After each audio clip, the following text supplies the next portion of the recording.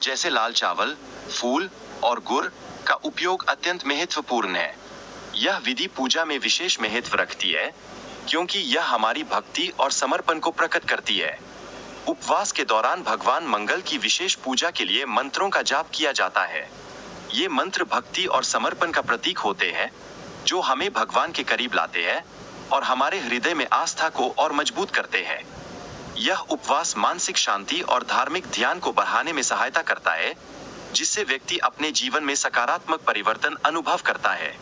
इससे हम अपनी आस्था को और गहरा करते हैं और जीवन की चुनौतियों का सामना करने के लिए ऊर्जा प्राप्त करते हैं।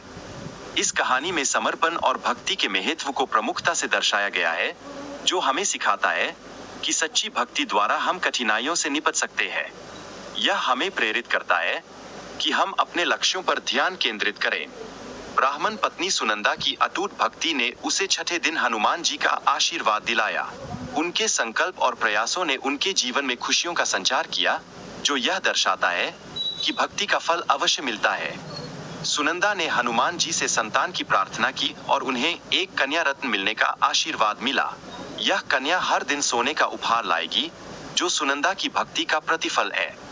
स्वर्ण का नामकरण उसके जन्म चार्ट और नक्षत्र के अनुसार किया गया, जो उसके अच्छे पूर्वजन्म के कर्मों का परिणाम था। यह बात हमारी भावनाओं और सकारात्मकता को दर्शाती है कि हम अपने कार्यों के परिणामों से कभी दूर नहीं जा सकते।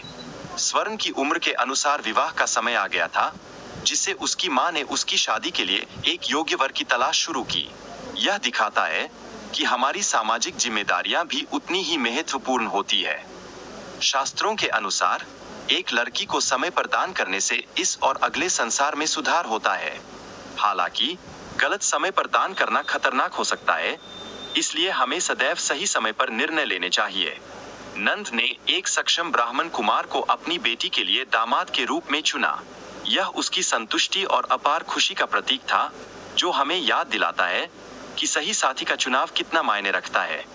शादी के बाद नंद ने अपनी बेटी के लिए बेशुमार धन और अनाज प्रदान किया। यह समारोह परिवार की समृद्धि और खुशी को दर्शाता है, जो यह दर्शाता है कि खुशियों का उत्सव साझा करने में होता है। सोने की लालच ने नंद को धार्मिकता के खिलाफ एक गंभीर निर्णय लेने के लिए प्रेरित किया। यह उसके भीतर की असुरक्षा और भौतिकता को उजागर करता है और हमें सिखाता है कि लालच अच्छे फैसलों में रुकावट डाल सकता है। नंदा ने स्वर्णा के पति का वध किया और स्वर्णा को उसके पति के बिना जीवन का दुरैक बताया। यह एक दुखदायी स्थिति को उजागर करता है कि लालच इंसान को कैसे अंधा कर सकता है और हमारे संबंधों को प्रभावित कर सकता है। स्वर्णा ने अपने पति की भक्ति में 16 अलंकरण किए और अग्नि में बैठकर सती होने का निर्णय लिया। यह एक महिला की दृढ़ता और समर्पण को दर्शाता है, जो जीवन के प्रति उसकी गहरी आस्था को दिखाता है।